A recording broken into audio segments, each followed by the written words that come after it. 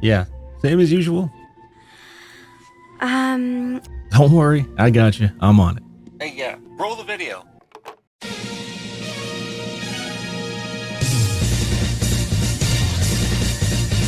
Titanfall 2 is a game that needs no introduction, but I'm making a little one anyway. It's a big dick swinging,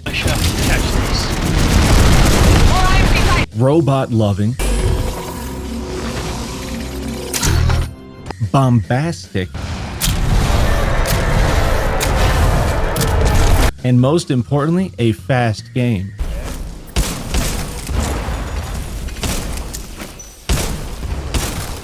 This game is really fun on its own, but what if you make it not fun? To do that, I'm going to commit the profane. I'm going full retard. Everybody knows you never go full retard. I'm sorry, Kirk Lazarus, but I have to. For today's challenge, we have some rules. Our first rule is the most important. We go slow, real slow. We don't sprint, none of that cool movement tech like slide hopping. We will go well below the legal speed limit. Same applies to the Titan, no sprinting, no dodging. One exception though, sometimes you have to be going fast enough to do something. We will go fast there, but no, I do not enjoy a single second of it.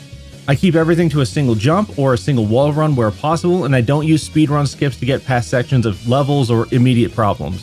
Keep in mind this challenge is less about parkour workarounds and more about combat difficulty. Which leads into our second rule. We commit to the highest difficulty, Master. For anyone who doesn't know what that experience is like, here's a teaser.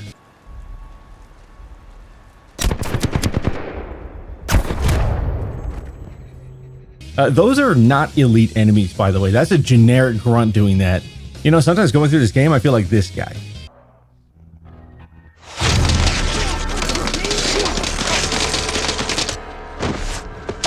Don't get the wrong idea about this, though. It does not get any better. Here's me getting killed in one hit. I've seen a lot of people talk about how hard this difficulty is. Even worse is there are video guides for specific bosses because apparently they're just so bad. I haven't played Titanfall 2 in many years and never on this difficulty, so what a perfect pairing when taking away the core thing you need in this game to survive. We also have one last rule. As a pilot, you unlock cloaking quite early. Cloaking would let us bypass encounters entirely or get out of bad situations easily.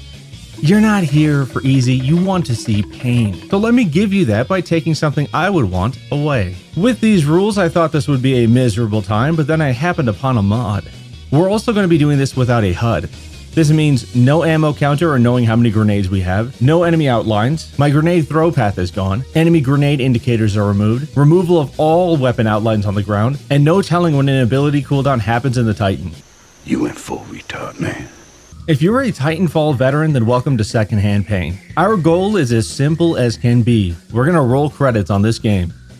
Now, I know what you're saying. Is this gonna be really boring to watch? Listen here, you fucking Poindexter, you're right. It sucked and everything was lame and boring. So let's hit the highlights and the fun parts, maybe some technicals, and then let's call it a day, yeah? Savvy? Good. It just felt like, for the first time, that someone expected me to do something more with my life than just become a Victoria's Secret model. Technically, I'm not supposed to be training you, but in you I see potential. I considered skipping this chapter, but I figured this is a good opportunity to really highlight how slow you go when you don't use any movement abilities afforded to you. For this gauntlet, I just walked to the end and shot whatever I saw along the way. You can see the top score on the scoreboard there. Let's compare and see how we did. Fucking thing sucks! Look, I tried my best. Please understand. Gotta do better than that to continue. Did I just put you on the spot like that, like all the time? You could say that. And so if you don't know the answer, they're just gonna kick you out. Oh, lucky you. I think I pissed her off, BT.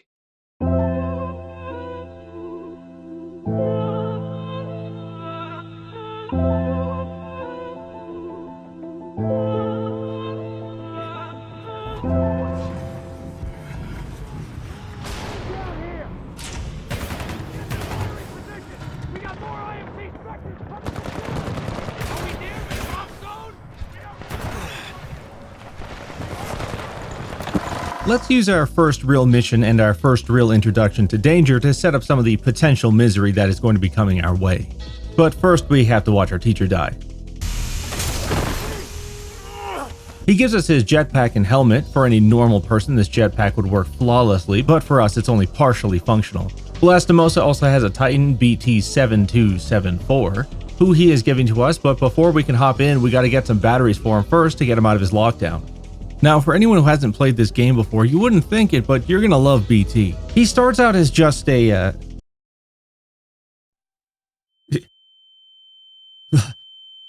Father? Now, about that potential misery. Master difficulty is manageable when you have pilot abilities to work with. For us, however, it's a bad time. Not joking, this first level took an hour to complete. Normally you blast through this motherfucker in 15 minutes or less or your pizza is free. Generic grunts are genuinely lethal with high accuracy and high damage per shot. Even worse is if they throw a grenade at us, we can only walk away and pray that we survive. And these problems start early when we are met with enemies hiding in foliage. We can track them using the LEDs on their armor, but what if you can't see that? There is someone pointing a gun at you right now. Can you tell where they are? Hey look, don't sweat it. I didn't really give you a fair chance there. I'll give you another one. Here we go. There's a gun being pointed at you right now. Do you see it? Always expect the unexpected. You know, this jungle has a variety of things in it and a rich history too. Take this for example. What the hell? Jeff is a bat, man. That's how COVID started. Jack Black did that to us. When playing as slow as possible on this difficulty, you really need to do just that in a firefight. This means checking your corners, only moving when you feel confident you're safe, and only exposing yourself when you can risk it. You gotta take a low and slow approach. This is actually why I cut so much out of this video. There's not a lot to see other than cautious play. Besides, there's only so many times you'd want to see me getting treated like an invalid by grunts and goobers.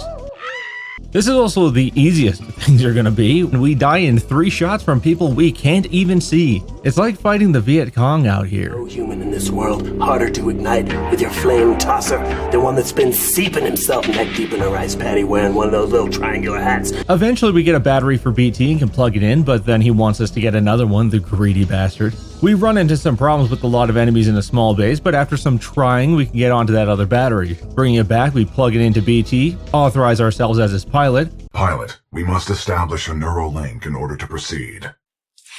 Me? Have BT tell us we're now taking on Lastimosa's mission to find Anderson and say goodbye to the first real level. Only 7 left to go.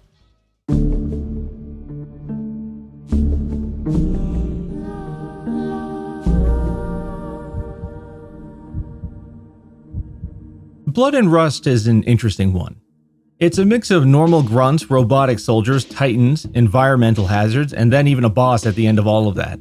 We start this level outside, but we spend much of it inside a water reclamation facility, a facility we have to pass through to get to Anderson. These enclosed spaces are beneficial since we can only be shot from so many places while we're in them.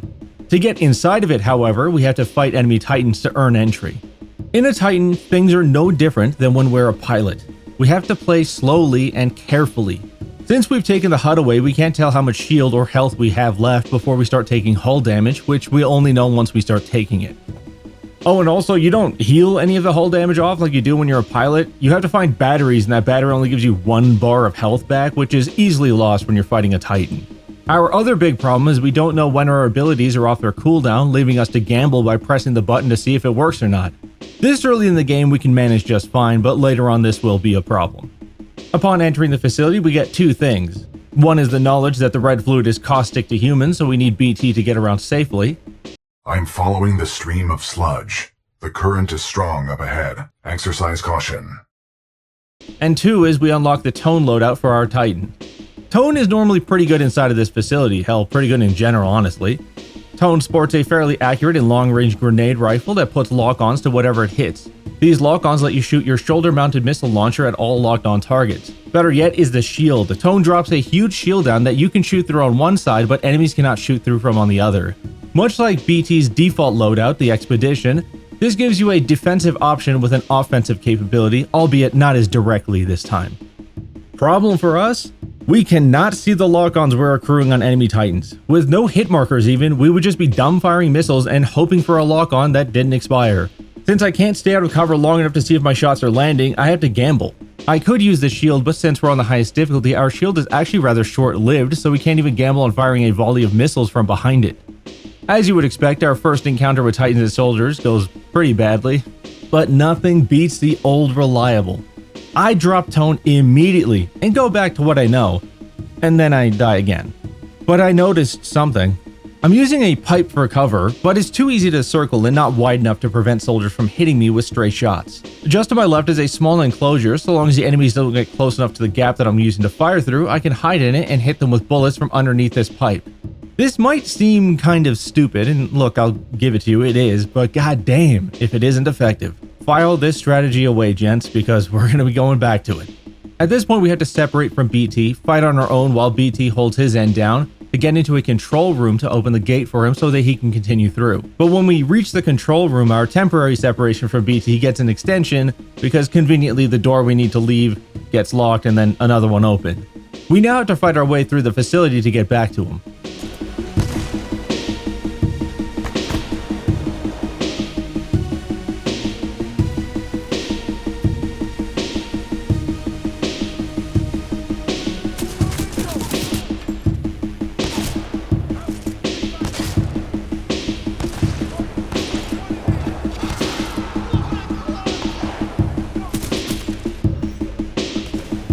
Along the way, we get to assist some soldiers. Firefights like these shouldn't be too bad, you just hang in the back and shoot anyone who comes out in the open, right? The reason I couldn't do that was because I ran out of ammo for everything, which then got me promptly cauterized by a robot. You might be thinking, just pick up some ammo or a gun. But since the highlights have been disabled, I can't seem to find them in the mud, and the guns I can see are further away than I would like. Going out means being killed instantly, so I wait for an opportune moment before taking the risk, running out as quickly as possible, mashing the key to pick up anything I possibly can, and then running back. Picking up items is normally easy, you just bend down and oh my back. Oh, I think I just pulled something. Oh god, I'm stuck like this. I'm just kidding, I can't believe you fell for that. But after scrounging up an L-star, we start making good progress through the facility.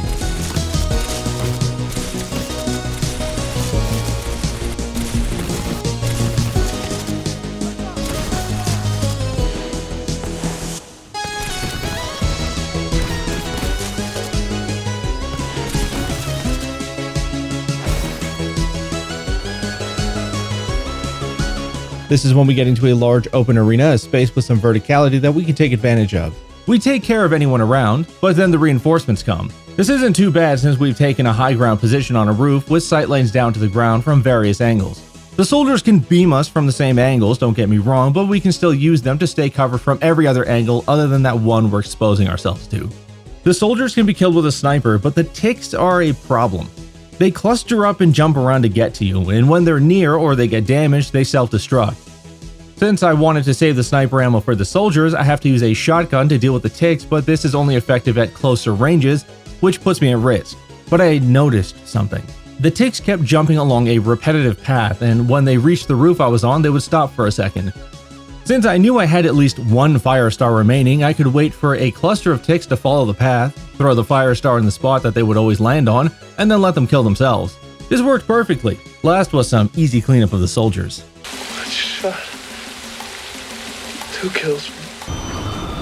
Shutdown sequence at 80. And we're back with BT. The last thing left in this level is our first boss fight, which was something. At first I figured this would be a case of trial and error, with a lot of trial and maybe even a lot of error. But that actually didn't last long. You see, a little known fact about me is that I'm a fucking rat. And that means I can manage some bullshit on occasion by using my rat brain. Sure, Kane got me the first 2 times, but then my rat brain experienced a profound neuron activation when I saw this. This is perfection. Kane has 1 extra Titan with him and 3 tools to hurt us with. One is a cannon that lobs a grenade that has an arc over the low wall that dumps a bunch of thermite. Second, he has a gas canister that needs to be ignited to be lethal. And last is he can burn a straight line of thermite on the ground to route you where he wants you. All Kane has are thermite delivery packages. He's got a package. Yeah, I know that. I just said that. Unfortunately for him, his dumbass can't do any of that because of this low wall making his shots easier to predict and read, and the fire trail can't pass the wall. That extra Titan also doesn't have a lot of health, so he can be put down pretty quickly, leaving it to only Kane and I to fight it out. Since he can't really hit us, we can open up our filing cabinet, take out that old tactic, and then safely fire under the railing to hit him with ease and use our vortex shield to catch any grenades he shoots and then throw them away. When he tries to come back, we can circle the low wall and use our core to mag dump him.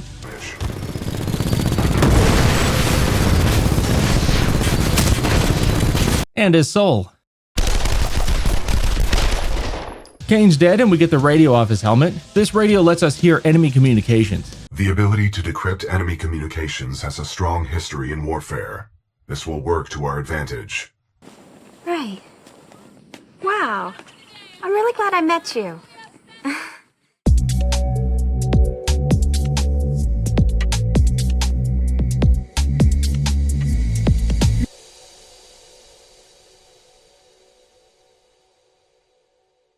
Into the Abyss starts by giving us the Papa Scorch frame, the same one that Kane was actually using against us just before. We are still trying to work our way to Anderson as per Lastimosa's mission with BT. As we mosey along, we get to do something that in this world is not a war crime. We get to shoot human-sized bullets at humans. When their humans fail to stop us, they try and send robots instead, but the robots are human-sized, so the bullets are just as effective. Then when even that fails, they try and send 3 Titans at the same time to kill us. They almost got us. Almost. Warning. In the next room, we activate a lift that would take us down to the factory level. But before we get into it, a mechanical factory arm abducts BT, taking him further into the factory without us. For now, we're on our own until we can catch up and get back to him. This is going to be a bit of a journey, and I just need that syringe of mine. It's for diabetes. Well, then you shouldn't shoot heroin. Trust me, I can handle anything. Yeah, man, she can handle anything. Now, give me my syringe back. We're now in the heart of this facility. It's a fabrication plant. Our biggest issue with this facility is the long sightlines with various entry points for the enemies. We could be combating one cluster of soldiers and then not see another enter from the side, which would prove deadly if we're exposed on that side of our cover. Our plan is, yet again, to progress slowly and carefully, taking fights from as far as possible whenever we can.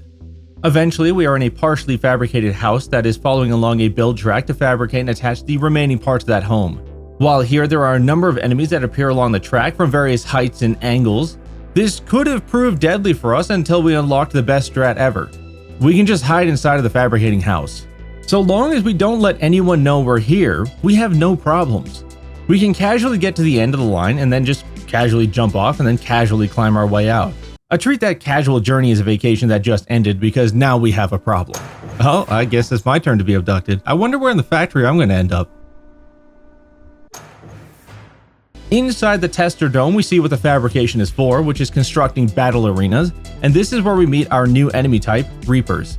In a Titan, you can kill a Reaper easily enough, though they can still be a problem even in a Titan. As a human on the highest difficulty and with no cloaking, this is an exercise in finding my center while getting a water and glass shards enema. Gonna cry? Yeah, maybe I will. A positive attitude can only improve our situation. Thanks, Dad. We run out of ammo almost immediately and then quickly learn the power difference between Reapers and humans. That stuff he's throwing around everywhere are the ticks, those spider bomb bots from before. There's a lot of them. We use our moment to make a tactical retreat. Barely getting away, we enter a house and find an L-star, which does pretty good damage per shot. We are going to need that. Now all we need to do is hold up in here and not die. Okay, our second try goes a lot better.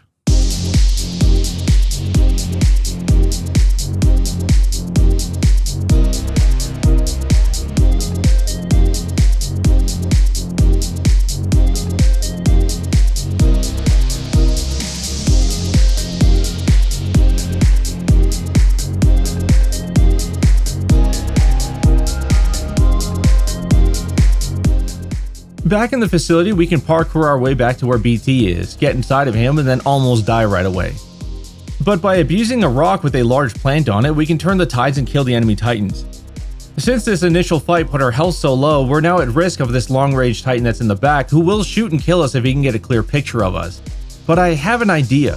This rock plant combo worked great, so why wouldn't it keep being great? Take a look at it. You see that gap there under the plant and above the rock? We can shoot through that. The shots aren't likely to land because the travel time giving the enemy Titan so much time to dodge, but he can't really hit us back either, so we have nothing but time to take all these pot shots we need. We aren't done with this level yet, but we are close. Playing very conservatively, we can try and regain as much of our missing health as possible before getting to the boss. I don't know how much health I had, but it must have been pretty close to full. This boss fight is against Ash. Ash is the exact thing we do not want. She is a Ronin pilot. Other than being some disgusting weeb, makes me sick, the Ronin sports high mobility. We can adjust our aim and hit her still, that's not as big a deal. The problem is that she uses her mobility to shoot us with a shotgun and take out a giant weeb stick to run us down and cleave us in two. This is very bad for us. No, it's not. That's a lie. I just told you a lie. Let me make it up to you by explaining. You see, with high mobility, the enemy AI is more encouraged to evade attacks. This is important because they have lower health to work with. When a Titan dodges, they tend to jump left or right, only rarely jumping forwards or backwards. Knowing this, we could take advantage by using our wide missile shots to block the only way into this small corner we're standing in, making her jump around the entrance but not through it. She can block with her weave stick and try and push in, but with adequate pressure, she will remain discouraged. It wasn't until I started missing those shots that she came in. This is when things went very badly for us. Okay, I just lied to you again, but it's not my fault I keep lying to you, it's yours for being so fun to lie to and so gullible. You see, her coming in is part of our final solution. That small area makes her dodging less effective, which means when we use our flight core to drop an equivalent amount of bombs on her that were dropped in all of the First and Second World Wars, she's a stone's throw away from death's door. Extra disrespect added by Goomba stomping her. But this is when things almost went badly for us. Actually, this time, I thought she was closer to death than she was, so I wasted my normal flight shooting her instead of repositioning to get away. She nearly kills us pretty quickly, but I know if I can get my flight core again, I can kill her, and I can get it pretty quickly. And for the second time, I have her roleplay as a civilian while I pretend to be both the Enola Gay and the boxcar. And with another weeb dead, the world is a better place, and we got her on the first try no less. Weebs are usually too preoccupied with other things to defend themselves properly as you rain the most savage blows down upon them. She's 3,000 years old, I swear! This intermission is brought to you in part by longtime friend of the show, Bonzi Buddy. He has some words for us. Let's hear what he's got. There is a belief that some ancient Romans used to wash their mouths and brush their teeth with piss. As toothpaste, urine was collected and then left to decompose so it would produce ammonia, which acted as a whitening agent. Wealthier Romans thought foreign urine was better, so Portuguese urine imports became a thing. I have my doubts about people wanting to put decomposed piss in their mouths willingly. However, a man named Catullus did write a poem called The Smiling Spaniard that was about a man who smiled with his white teeth every chance he could, even at funerals near bereaved mothers after losing their only son. Catullus calls him a Celtivarian, in other words a non-Roman, and says he is familiar with everyone's urine. He ends the poem by calling him a piss drinker. That message was also brought to you in part by Mike Birch, a man who at 65 years old deadlifted 700 pounds after smoking a cigarette.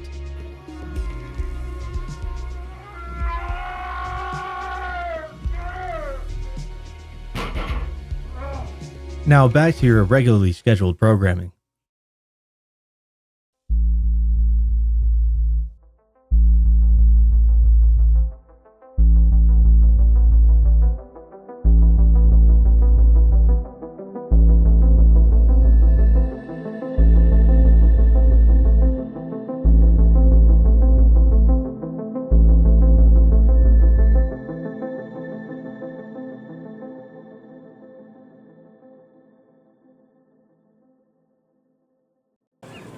Aaron Mitchell. I graduated first in my class from Princeton. I have an IQ of 187. And it's been suggested that Stephen Hawking stole his brief history of time from my 4th grade paper. Time for the coolest level in Titanfall 2. After spending a short time wandering a dilapidated facility, long abandoned and now slowly becoming overgrown by nature, we encounter a strangeness. We were seeing the facility for a moment become what it once was in its peak before coming back to the disrepair that we know. Further in, we see the guy we've been looking for the entire campaign, Anderson, halfway fused with the ceiling. Anderson was here trying to find the Fold Weapon, a super weapon that can destroy planets but needs an incredibly strong power source called the Arc to run it. Now his mission is ours. Taking Anderson's helmet to BT, he puts on a movie and then helps me get rid of a streetlight. I hate streetlights because it lets people know that I'm stalking them at night. Next time you're out at night, take a look back and maybe you'll catch a glimpse of me. Inside, we experience another lapse in time, which awakens the heavily damaged and crippled security bots. Normally, I wouldn't pass up an opportunity to assault cripples, but I need the ammo. With tears in my eyes and with a heavy heart, I have to leave them be, and I make a quick exit. Also because they can kill me in a single punch. These cripples, they have retard strength. Don't mess with him. That kid's got retard strength. Further in the building, and after some more time shifts, we get to see the other half of Anderson's body. It was at this time when, through no action of my own, my pants became unbuckled and unzipped. I don't know what happened after that, and no, I cannot explain the ectoplasm that appeared on Anderson, but I'm sticking to that answer. We also get the time device, which lets us move between the past and the present. Since some parts of the building are inaccessible due to damage, we need this to progress. We get jumped by a group of enemies coming out of elevators, which I admittedly wasn't paying attention to, so I died instantly. But the second time around, however, I was prepared.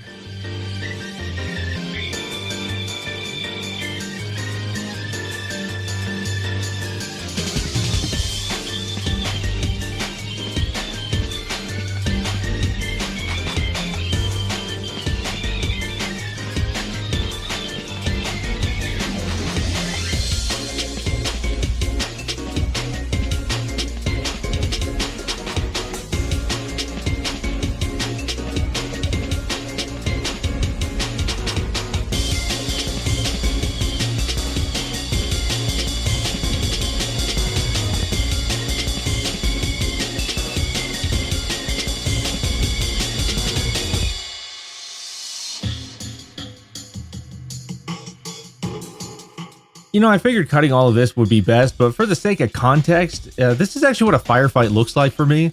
Admittedly, this one is a little worse than usual. I take up a position at long range and just try and hit shots to the upper body and head as best I can. In this instance, the gun I'm using is a little more jumpy, but this footage is everything I've been cutting out, so if you feel like things are moving very quickly, this is actually what I've been sparing you of. It's a highly effective tactic, but man, this sucks to watch. In the past, we can see the fold weapon still at the facility, seated inside of the Ark, but we still need to get down to it, which requires us to jump down a vent.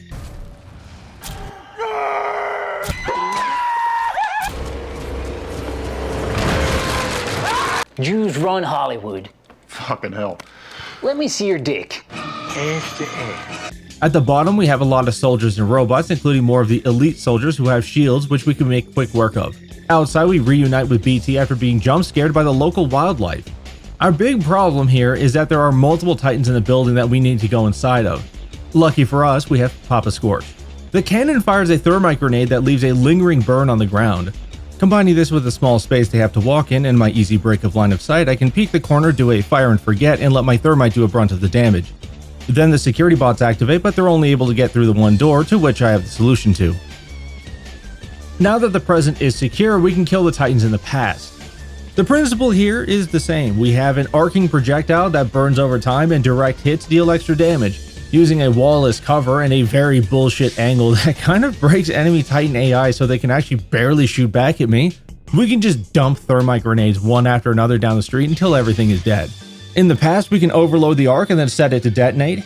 In response, they drop a lot of Reapers and soldiers, and then more soldiers with Titans. Same idea applies. I use thermite and then a different gun to kill the Titans at a range that they can't deal with. Getting to the Ark, we actually don't quite make it in time, but having the time device on us spared us from being frozen in place.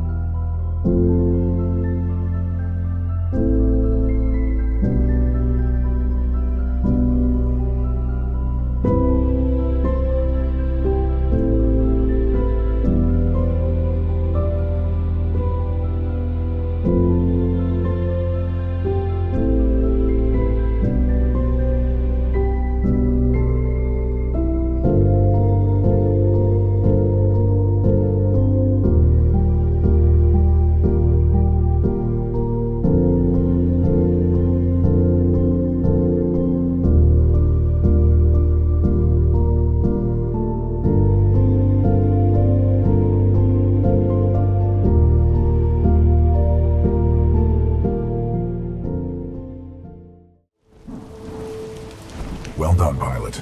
Scan complete. As Anderson discovered, the IMC intend to destroy the militia planet of Harmony using the full-scale version of this weapon. Pilot Cooper, our journey is far from over. We must get this data to the fleet.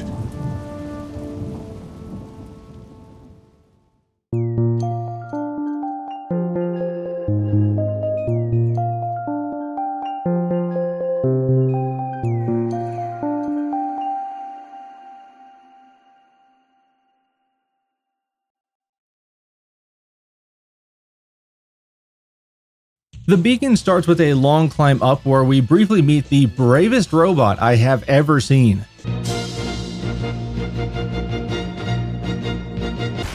We also get to give the fuck you in particular laser to a crippled robot to make up for our lack of cripple abuse that we've been doing.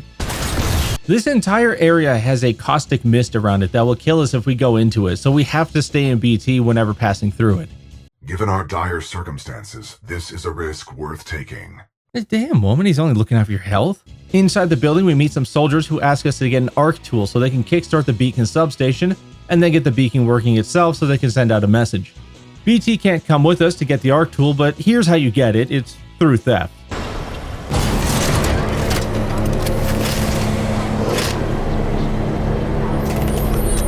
Well done, pilot. But on our way to get that arc tool, the worst thing that could ever happen in this playthrough happened. I shot a Marv. I didn't know what to do. I felt sick to my stomach. Do I restart the playthrough, turn back the clock to undo my mistake? Do I take my own life to give to him as penance? I had to get away from things for a while. I needed the time. I was visited by the spirit of Marv while on a spirit journey to find him in the woods after ingesting ayahuasca and escaping arrest twice that night. Marv told me what he wanted of me. He wanted me to kill as many people as possible to make up for it. And that's exactly what I did.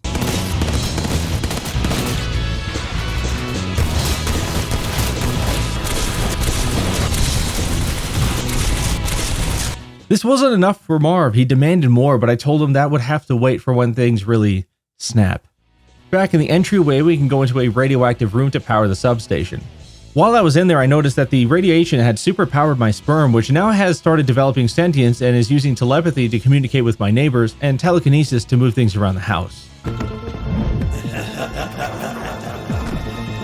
He's in the wall.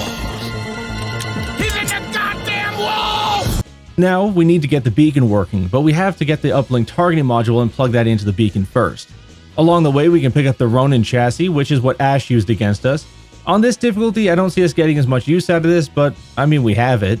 Anyway, to get to that uplink, we need BT to throw us, which he does after he hints to us who his hero is. BT dials in the throw and gives some encouraging words. Trust me.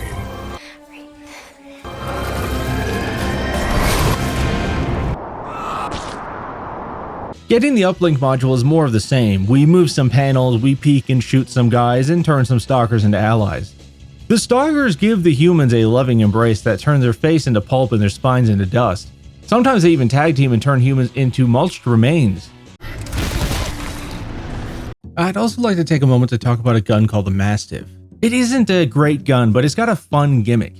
The Mastiff is a shotgun that has a consistent firing pattern. When you shoot, all the energy pellets come out in a horizontal line that spread out more as they continue to travel. The individual pellets aren't the best damage. You want to land 3 or more to kill something in a single shot, but this gun is a long-range guillotine that can kill several enemies in a single shot if you plan it right. Anyone who doesn't die when they get hit, they get knocked over instead, giving you an easy follow-up shot to kill them, or you can wait for somebody else to cross their path and then you can hit multiple enemies in one shot. If you're going through Master and need something to help you when you can only peek out of cover for a second, give the Mastiff a try. It isn't ideal for long ranges, but it will work, and it works in a lot more situations than you would think if you can try and use it creatively. One such example situation comes up shortly after when we take a lift ride up to a long range fight. Long range is where we want to thrive, but we have to spend our L-Star ammo on a Reaper. Then we're left with the only safe place to fire from is between 2 boxes, but the Mastiff actually can't fire between it because all the pellets fail to pass through. We have to use the last of our L-Star ammo to get whoever we can between the boxes and then take our best shot at the longest range targets with the Mastiff. Surprisingly, this works out after some close calls, and then we get to clean up the leftovers with the Mastiff as a victory lap. We can activate more stalkers who seem to be the special needs kind because they die to a couple of grunts.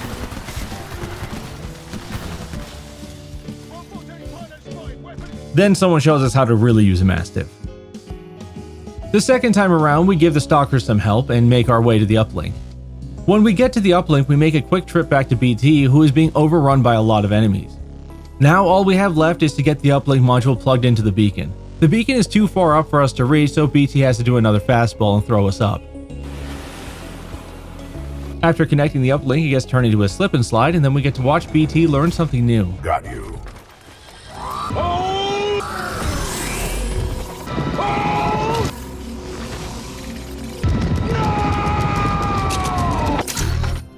On our way back to the base, we get ambushed, and the base is locked. Let me explain this battlefield to you because there's a really obvious way to make use of it.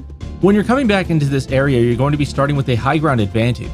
This means your shots are easier to hit, but you can also get into cover by moving back and crouching, or using the walls on either side of you if you really have to push back. This gives us a great opportunity to maximize our range and damage and minimize incoming damage. Your Titan is important for this. Since multiple enemies come in at a time, I want the opportunity to deal damage to multiple targets easily with a projectile that has a good travel speed. For this, I used Ion. The splitter cannon fires 3 large projectiles in a horizontal line, much like the Mastiff does, making it like a guillotine as well, but the shots stay together tight enough that when an enemy is within the ideal range, you are going to hit them with at least one projectile even if they dodge to the side. Enemies who are side by side are going to suffer greatly together. Things start with some Reapers dropping in and are a good example of this advantage over them, as they suffer very heavy damage before even getting into range to return fire to us. When the next pack of Reapers come in, they get a lot closer to us, but this is manageable by using our Vortex shield to catch their shots and throw them back, and by keeping up pressure to discourage them from advancing up the ramp. They die all the same in the end. The next wave is 2 Titans that drop halfway up the ramp. Thankfully, one is dumb and starts going down the ramp before correcting, giving us time to damage the squishier Titan. By using the splitter shots, the heavier Titan retreats, and then the weaker one uses his core to try and take out his weave stick. Unfortunately for him, I know he's slower when he blocks, so I can back up while he's trying to evade and take him down. While looking for the other Titan, his pathing had broken again as he went further down the ramp, which is great for us. He tries to fly up and get some shots, but when he flies, he's stuck in place, which lets us destroy him too. Last fight now, the boss, Richter. Care to have a real fight? Let's see what you got up close and personal. Oder willst du weglaufen, mir kleiner Junge? Okay. Richter is using a tone frame for his Titan, which makes him deadly at range, but he still starts really far away, letting us build up some damage on him before he can get close. As a boss Titan, he can use the large pipes to get up to us without using the ramp, which is both a good and a bad thing. Let me explain. You can see him do heavy damage to us with his salvo core, which I wasn't expecting, so the shield didn't have a chance to get enough energy back to mitigate that damage. The benefit is that the AI doesn't really jump off of things the way that players do. They tend to use defined placements to do this. This lets us return fire with our laser core, and while it's still firing and he is still defensive, we can jump down under the pipe, restore some health, and then use the gap between the pipes to fire into him. Since the pipes are propped up on some rocks, we have some great cover down here that makes his next salvo core a complete waste. We kill Richter and shoot our laser core at him as a sign of disrespect, making sure to shoot a little in the air to torch his soul as it flies away. Get outplayed, outclassed, and outstyled. You fucking suck, Richter. You suck! You are no talent! With the area clear, we can meet up with everyone and use the beacon to launch intel to the SRS fleet. We then get to meet Sarah Briggs, the first woman in this game you can't kill. She tries to get BT a new pilot, but he tells her to fuck off with that. Politely, of course.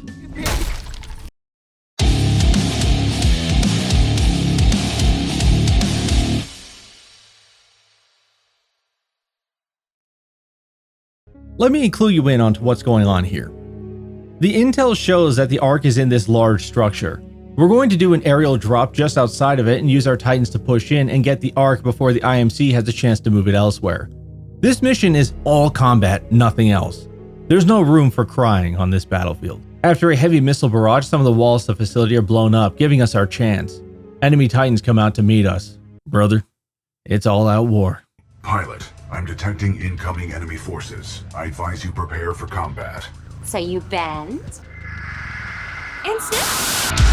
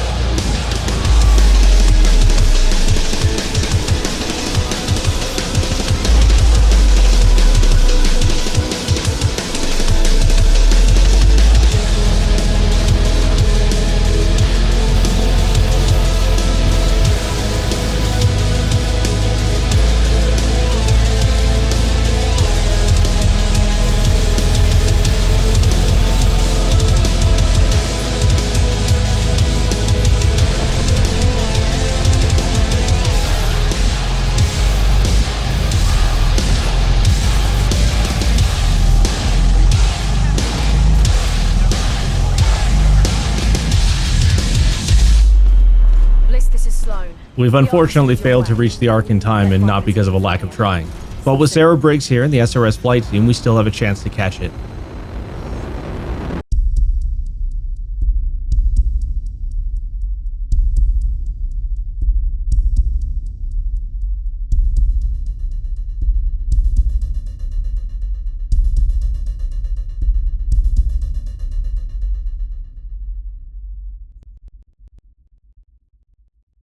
We start the level chasing down the Ark, trying to get to it before it can be used with the fold weapon.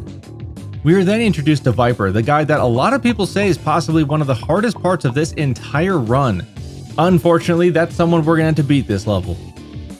To really start this level, however, we have BT give us a fastball, throwing us on top of a ship that then flies close to an enemy hangar bay that we can then jump into. Everything in here was going well until the elevator opened.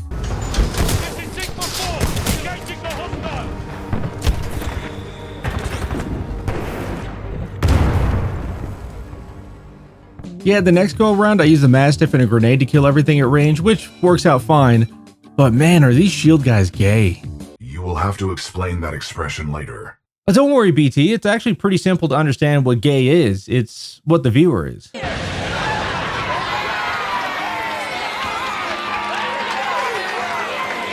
The majority of this level is just like the last one, a long gauntlet of fighting. It's time to knuckle up.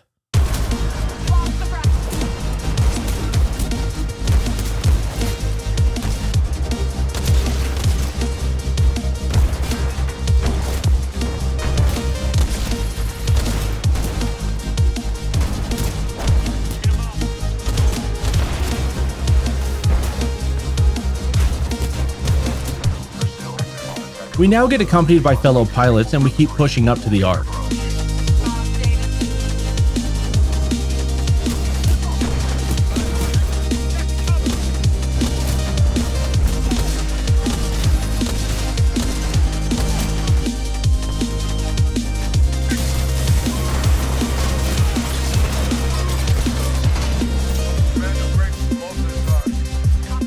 Reuniting with BT, we can initiate what is considered one of the hardest battles in this game on Master difficulty. We have to beat Viper to continue. Here's the situation. We are in a long and somewhat narrow ship with limited cover, with 2 Scorches coming at us and Viper using a North Star chassis.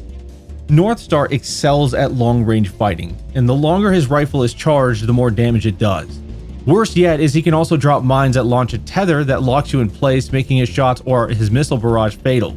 Combine all of that with the Scorches dropping thermite into our cover, forcing us to leave it, we are racing against the clock to deal as much damage to everything as we can.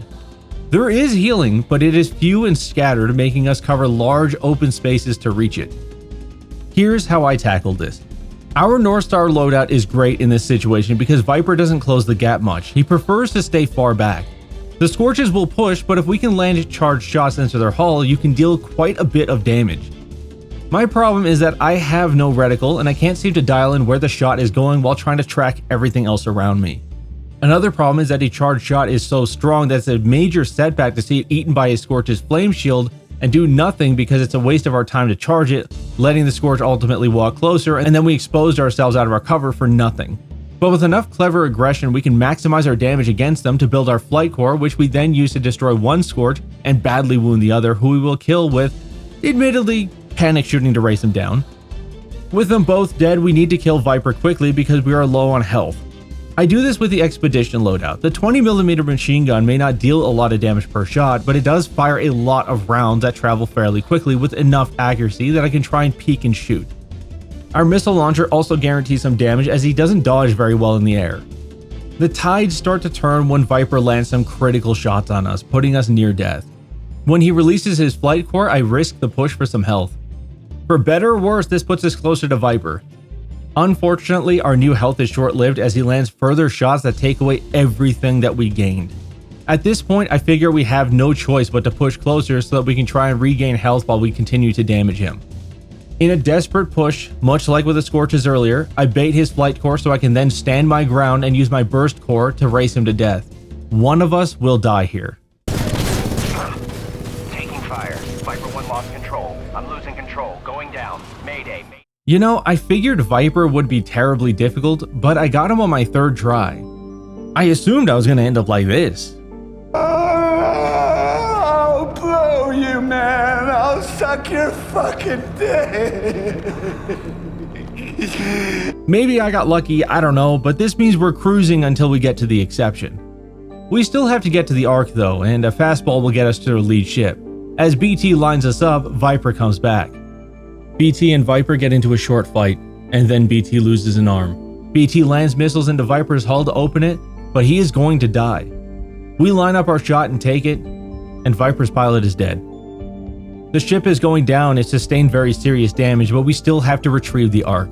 BT punches a hole into its container, but he can't quite reach the center. We enter and push the Ark into the pilot seat of BT. At this point, the ship suffers critical damage from the fires and starts to go down. I will not lose another pilot. Brace for impact.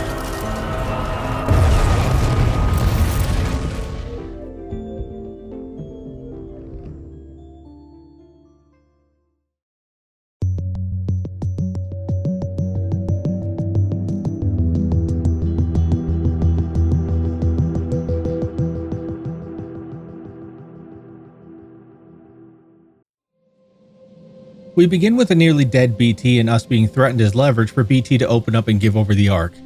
It works, but BT takes the opportunity to give us a chance to get free. BT then gives us a hidden seer kit, and then we can break up. A human's concept of love requires admiration, attraction, devotion, and respect. Conclusion. I am 50% in love. You're breaking up with me? I thought you were proposing. We have no choice but to split up. So you're breaking up with me because I'm too blonde? Correct. Then what? My boobs are too big? I have noted it for the record. So when you said that you would always love me, you were just sticking around? Correct. Danger close. Suggesting an exit.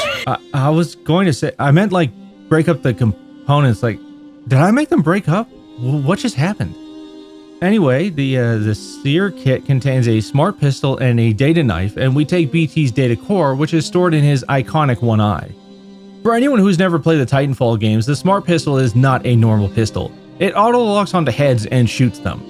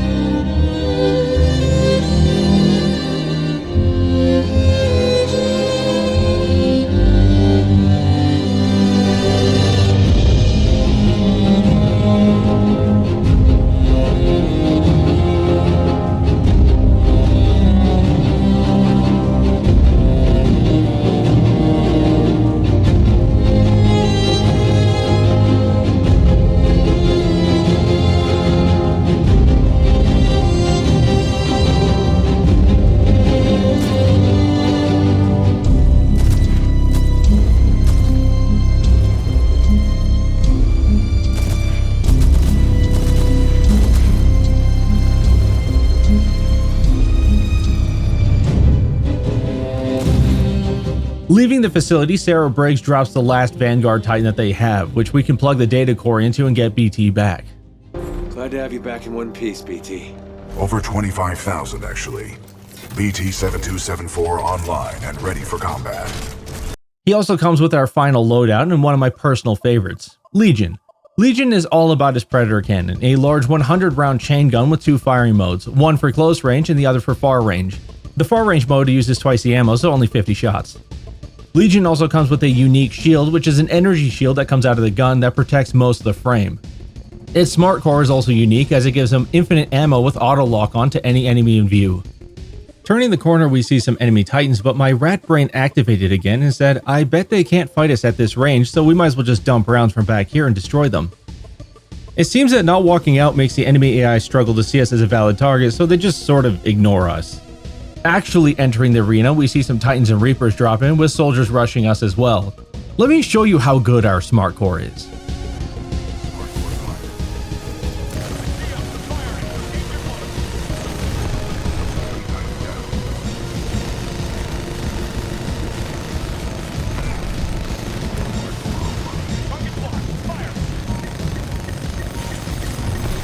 But there's still a lot of Titans left to fight.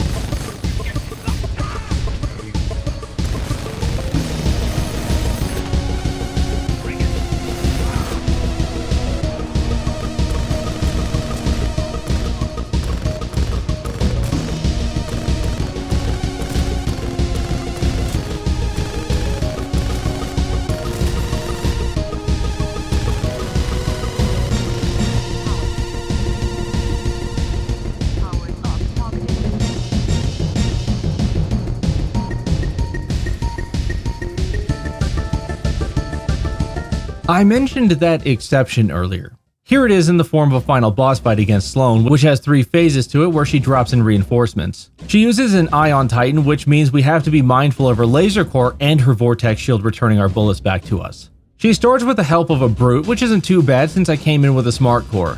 Once she's alone, I use the environment to peek her. If she uses her vortex shield, I can get behind cover until she fires it at us and then come back out and keep dumping rounds. But then she drops in a Scorch and a Tone. I kill the Scorch but lose the Tone somewhere. Sloane rounds a corner and uses her laser core on us. Thankfully, the shield was off cooldown as we may have been put into a dire situation if we were hit by it. Knowing the laser core slows her movement, I can use my smart core preemptively before rounding the corner to dump over 100 rounds into her, immediately finishing the second phase of the fight. The third phase has her dropping in Reapers. One of the Reapers lands a lot of shots on us, which likely did a lot of damage. This is very bad, so I have to use my shield to back up and fire while trying to walk towards healing. At the worst time possible, Sloane comes back into the fight just as our shield expires, and we are the furthest from cover that we can possibly be. Even worse is she nearly kills us with her laser core, but I do manage to get away. We need health immediately. We manage to get some health and then destroy the Reaper. Sloane closes the gap as I try to look around for any other Reapers. Too bad for her, I had a rat brain neuron activation when I saw this angle here. This is the off-brand version of our filed away tactic from the beginning of the game. These objects create cover that we can maybe exploit to disturb the line of sight for Sloane while we continue to hit her. She goes down a ramp on her side, which complicates things a bit, but I know this means she won't push to us because the gap is too large. This is a death sentence for her. She wastes her laser core firing it into a wall, and then we peek one final time to take her down.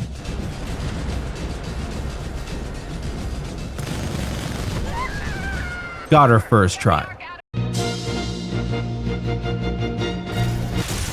In the story, things are dire. We need to destabilize the Ark to destroy it. BT fires himself alongside us inside of his cockpit out of a cannon towards the Ark, where BT then opens his chassis up to throw Cooper out so that he can self-destruct and destroy the core while sparing Cooper's life. Goodbye, Jack.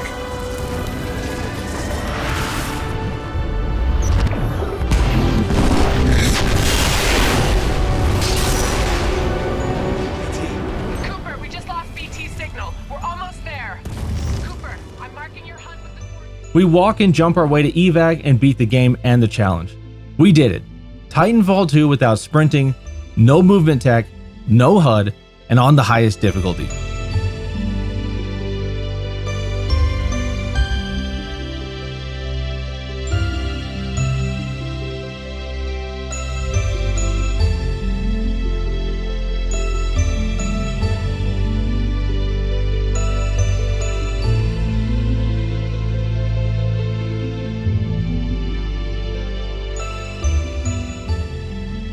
Oh, and don't worry about BT.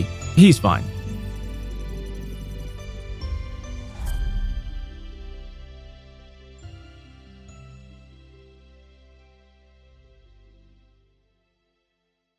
Another challenge down, another video made. I wasn't sure about this video ever being made. It seemed like an interesting enough concept, but then when I got into it, I found myself honestly not struggling as much as I thought I would. I thought I would have a moment so ball-breaking that I would say a gamer word or want to peacefully end my life. I don't know how many times I died, but I would be surprised if it was a lot.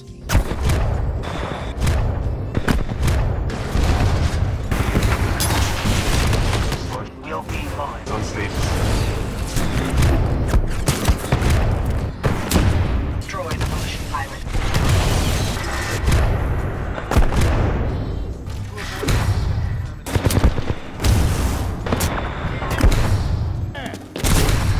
Warning.